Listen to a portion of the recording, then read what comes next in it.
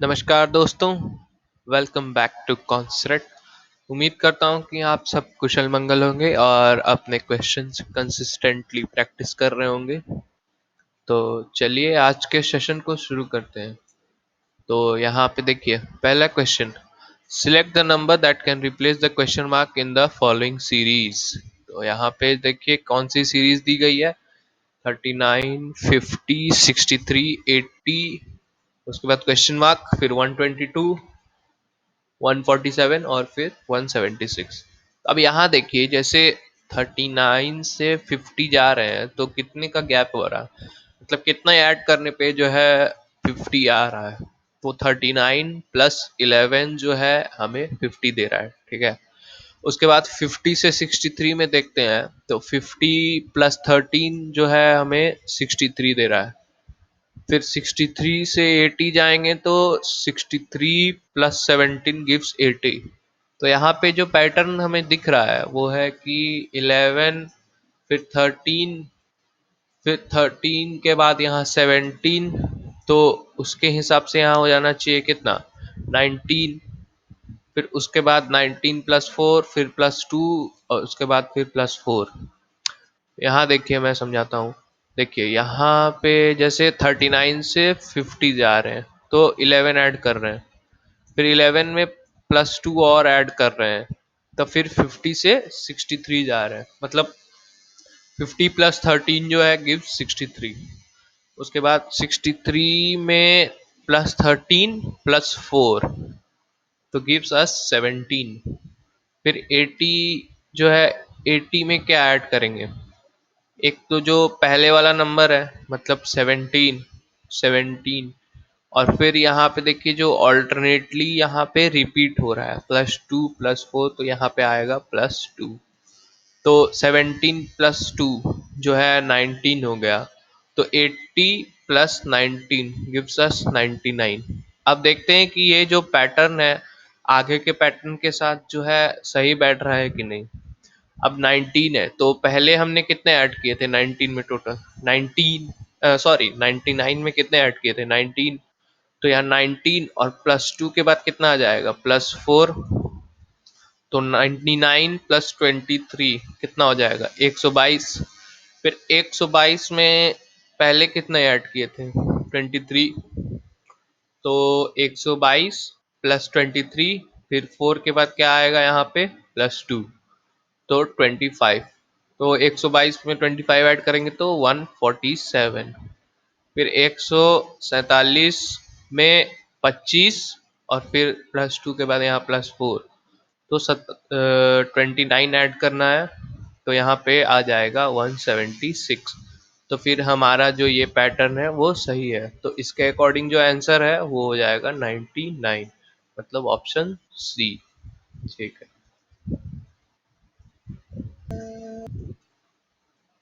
अब क्वेश्चन 2 पे आते हैं। 2 में क्या बोल रहा है कि a minus B means a is the sister of b, a cross b means a is the husband of b and a divided by is a is the son of b। तो फिर हमें जो ये equation दिया गया है उसमें पूछा है कि how is u related to y। तो अब जो फैमिली रिलेशन वाले क्वेश्चन होते हैं उनमें तो सबसे पहले कि पूरे क्वेश्चन को एक साथ मत पढ़िएगा। ये जो पूरा इक्वेशन है y cross m minus t minus Z and so on, इसको पूरा एक बार में मत पढ़िएगा, नहीं तो आप कंफ्यूज हो जाइएगा। तो इसका सबसे जो अच्छा तरीका है कि एक एक करके इन्फरेंस निकाले कि क्वेश्चन क्या कहना चाह रहा है। तो अब y क्रॉस m है, इसका मतलब क्या है कि y is the husband of m, ठीक है। अब फिर उसके बाद है m माइनस टी। तो m माइनस टी मतलब होता है कि m इज, कहाँ गया, हाँ, m is the sister of t। फिर t माइनस जेड, तो t माइनस जेड का मतलब है t is the sister of z। फिर z डिवाइड बाई l, तो इसका मतलब है कि z is the son of l। और फिर l क्रॉस u, इसका मतलब l is the husband of u, ठीक है। तो अब यहाँ देखिए कि u जो है, यहाँ लिखा है कि l क्रॉस u, तो मतलब l is the husband of u, तो मतलब u जो है फीमेल होगी, है ना। इस जो लास्ट वाला जो स्टेटमेंट है, मतलब लास्ट वाला जो इक्वेशन है एल क्रॉस यू, इसका मतलब कि L is the husband of U, U female होगी। और यहाँ पे क्वेश्चन क्या है, how is U related to Y. तो इसका मतलब कि जो दो ऑप्शंस है मेल वाले, मतलब फादर इन लॉ और फादर, ये तो खत्म हो गए पहले ही। अब हमें दो ऑप्शन में से सिलेक्ट करना है, या तो मदर या तो मदर इन लॉ। तो ये दो ऑप्शंस तो पहले ही खत्म हो गए। अब देखते हैं कि क्या होगा। तो यहाँ देखिए कि वाई क्रॉस एम, मतलब Y is the husband of M.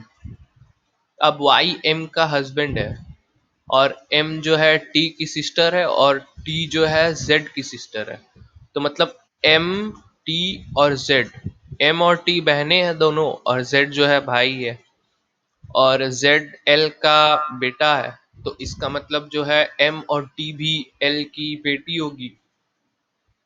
मतलब जो जैसे ये सन है तो ये दोनों डॉटर होगी, एम जो है वो एल की डॉटर होगी और टी भी एल की डॉटर होगी। तो फिर एल क्रॉस यू, एल अगर यू के हस्बैंड है तो फिर यू जो है इन लोगों की माँ हो जाएगी। तो एम की माँ हो जाएगी यू।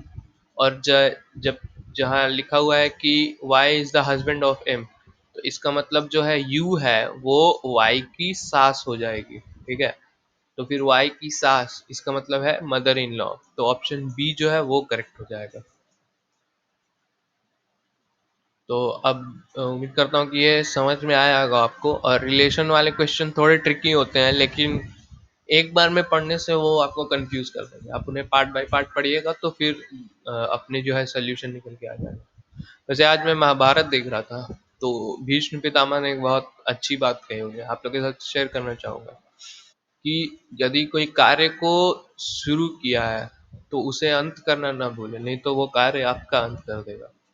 उम्मीद करता हूँ कि आप लोगों को समझ में आया होगा। तो चलिए नेक्स्ट क्वेश्चन में बढ़ते हैं। Four number pairs have been given, out of which three are alike in some manner and one is different. Select the number pair that is different.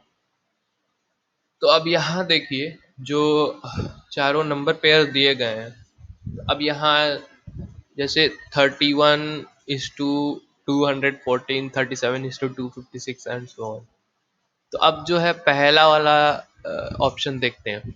31 into अगर हम 7 करें तो 7 × 1 = 7, और यहाँ पे 217 -3 करने से जो है वो हमें 214 मिल रहा है। अब सेकंड ऑप्शन देखते हैं। 37 × 256।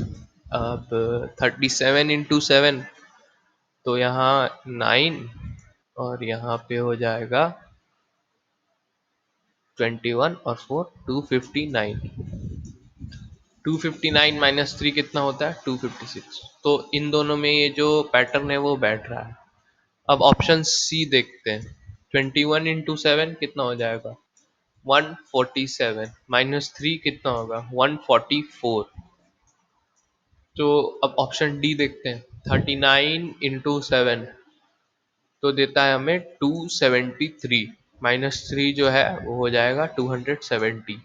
तो इसका मतलब ये तीनों जो है वो सेम पैटर्न को फॉलो कर रहे हैं, ए बी और डी। मतलब कि मल्टीप्लाई बाय 7 और उसके बाद -3। तो सिर्फ यही जो है ऑप्शन सी पैटर्न फॉलो नहीं कर रहा, तो इसीलिए जो ऑड वन आउट है वो हो जाएगा ऑप्शन सी। अब चौथे क्वेश्चन पे आते हैं। Select the option that is related to the third number in the same way as the second number is related to the first number. 3:51 such that 7:2 question mark. अब यहाँ देखिए कि सबसे पहले ग्लैंस पे, सबसे पहले लुक पे तो ये लगेगा कि अरे 17 से मल्टीप्लाई कर देंगे तो आंसर आ जाएगा। 17 इंटू जो 3 है 21, और यहाँ 51। तो अब देखिए 7 × 17 कितना हो जाता है, 119। तो 119 तो ऑप्शन में ही नहीं है, तो ये जो हमारी थ्योरी है ये गलत हो गई। अब देखिए यहाँ 51 कैसे आएगा। अब जैसे 3 जो है उसका हम क्यूब करेंगे, 3 का क्यूब तो आएगा 27। उसको दो बार मल्टीप्लाई कर देंगे, मतलब 3 के क्यूब को दो बार जोड़ेंगे, 3³ + 3³ तो आएगा 54। अब 54 माइनस 3 जो है 51 आ जाएगा। वैसे ही अगर हम 7 के लिए ट्राई करते हैं तो 7 क्यूब प्लस 7 क्यूब कितना आएगा, 343 प्लस 343 मतलब 686।